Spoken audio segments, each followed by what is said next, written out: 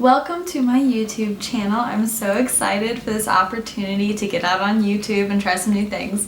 So when I put information out there first, like asking for what people wanted to see, like content and all that good stuff, most people actually said they wanted information on the kind of gear that I use, the lenses, all that kind of stuff, kind of like a what's in my camera bag type of video. So that's what we're going to be doing today. I'm so excited. So let's start. All right, I have a Sigma 35mm.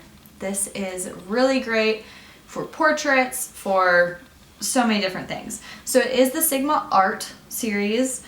It is the 1.4.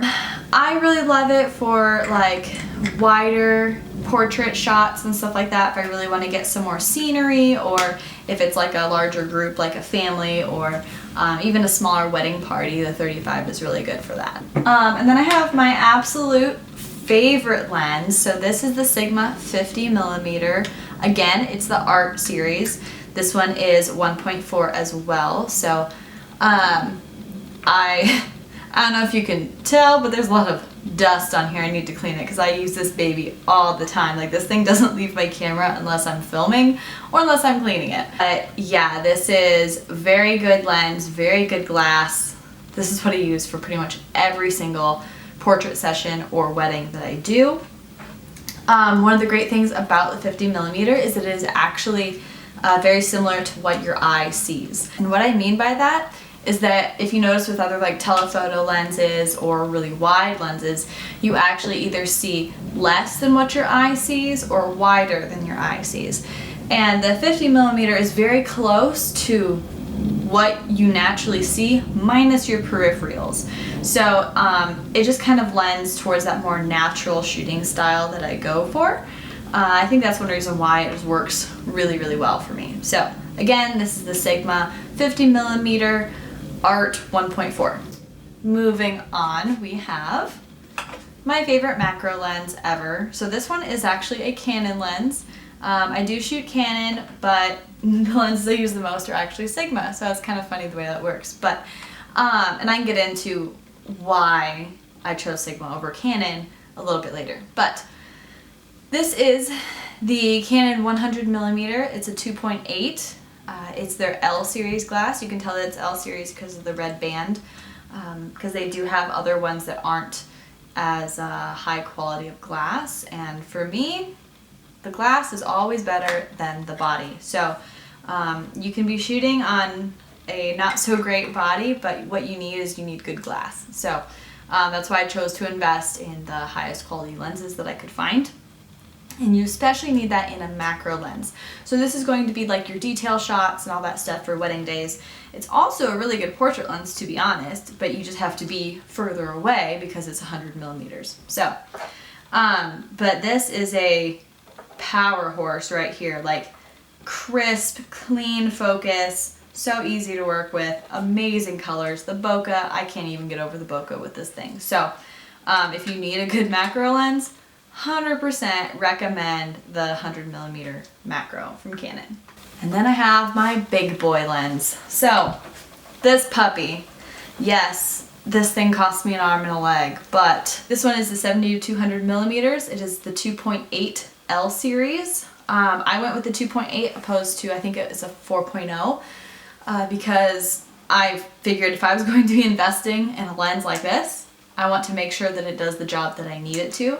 And for it to go down to a 2.8 f-stop, that was really important to me, to be able to have that, so I could just really get that bokeh and that feel, and also that way it's good or better in low light. So also make sure that when you're shooting telephoto, you always get any lens that you get one with image stabilization, because telephoto, the longer the glass is and the more you shake, the more it's going to be amplified.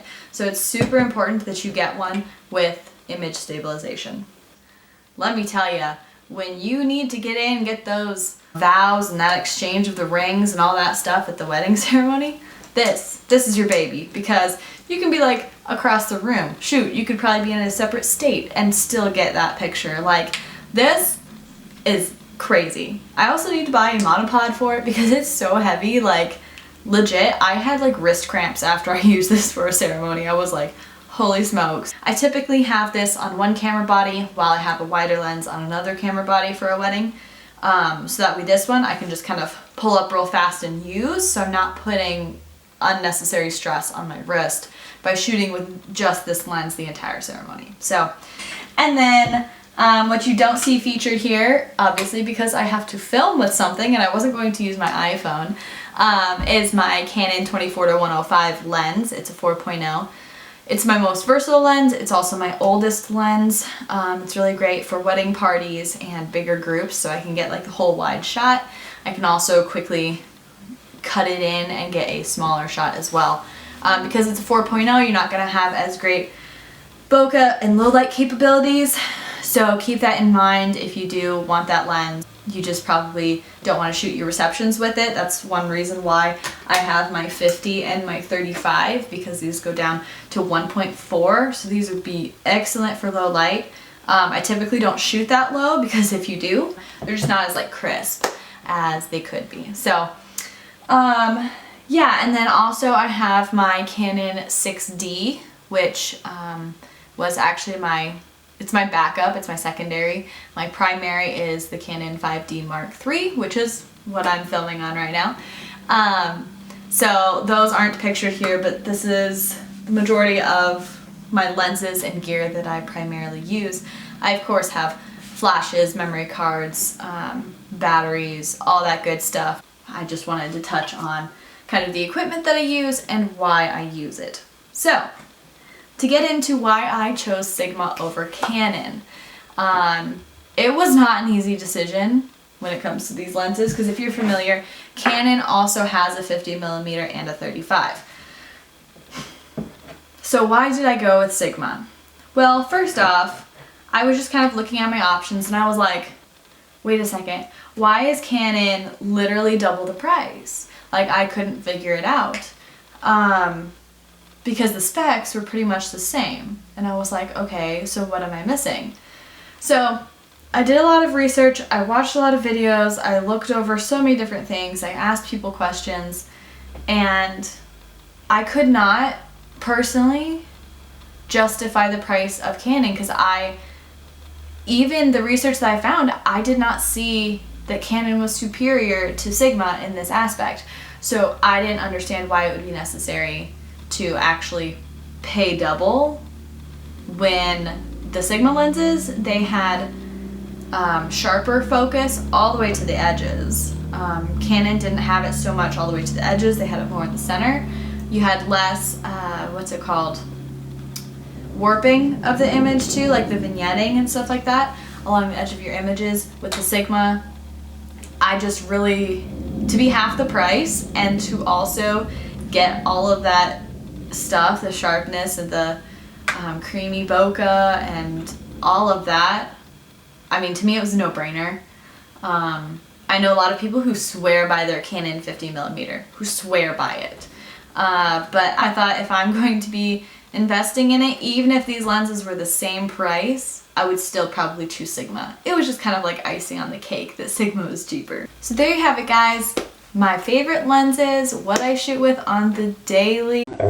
Let me know if you have any questions in the comments. Feel free to share and tell your friends about this video. That was lame. I'm sorry for that. I'm trying not to be one of those YouTubers, but how else do you end a video besides saying, don't forget to like, comment, and subscribe. Click the bell so you get notified. But for real, subscribe if you want to. Thanks.